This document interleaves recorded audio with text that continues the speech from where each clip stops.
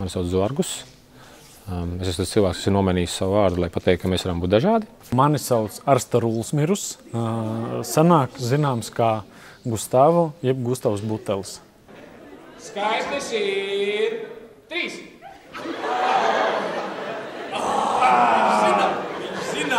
Kā ierasts, katru mēnesi mēs tiekamies Rīgas Tālmācības vidusskolas profesionālās pilnveides izglītības programma Panākumu universitāte lekcijā. Pārsteidzošie jaunumi ir tādi, ka mums ir jauna mājaslapa Panākumu universitāte.lv.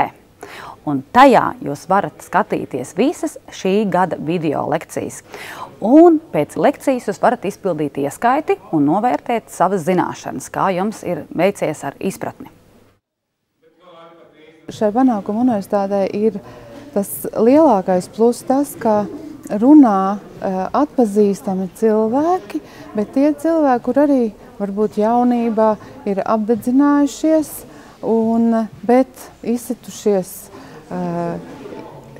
iemācījušies pareizi tālāk savu dzīvi virzīt, gan biznesā, gan citās visās nozarēs. Jā, viņi ir populāri, viņiem veicās šis biznes, un jaunieši no tā mācās. Viņiem patīk šīs visas lietas.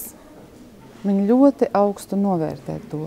Lektori mums māca domāt savādāk, neierasti, ne jau tā kā ir pieņemts, bet tā, ka ir jābūt kreatīviem un oriģināliem, lai izsistos uz augšu.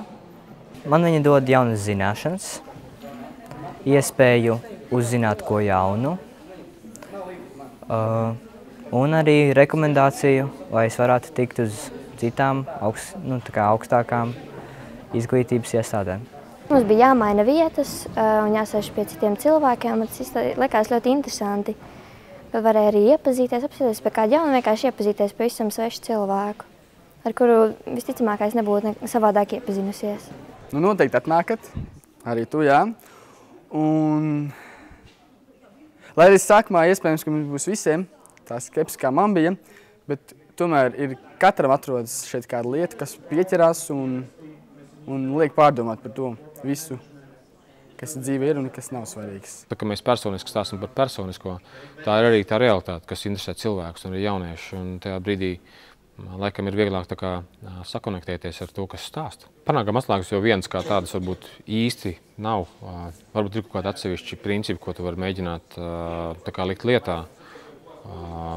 Es mēģināju nodefinēt kaut kādus 10 punktus. Atbildība, komunikācija, sadarbība, ētika, kur ir zinātnes principi par to, kas mēs tādi esam, kur ir empātija, tolerants, ka šādas īpašības ir cilvēkiem, to kopums ir tā panākuma atslēga. Un ka mums ir jāmācās dzīvē darīt, nebaidīties kļūdīties un attīstīties un jābūt gataviem visu laiku mācīties. Pamatvēstījums bija tas, ka ir jānodefinē mērķis sākotnēji viens, uz kuru virzīties, bet procesā ir vienmēr jābūt gatavam to mērķi pārdefinēt. Jo līdzīgi kā mums ir tendence pieķerties cilvēkiem vai pieķerties kaut kādām lietām, mums ir arī tendence pieķerties kaut kādiem konceptiem, kas mums kļūst ērti. Vēl kāds pateiks tam cilvēkam, kas bija šodien zālē, vēl kāds pateiks, un pēc 10. reizes viņš to sadzirdēs. Un šī lekcija bija viens no maziem grūdieniem iespējams. Gribu aicināt visus Panākumu universitātes dalībniekus koncentrēties uz ļoti patīkamu pasākumu, kas būs tikai labākajiem. Tas būs konkurss. Un konkursa nosacījumi mums tiks izsūtīti janvārī.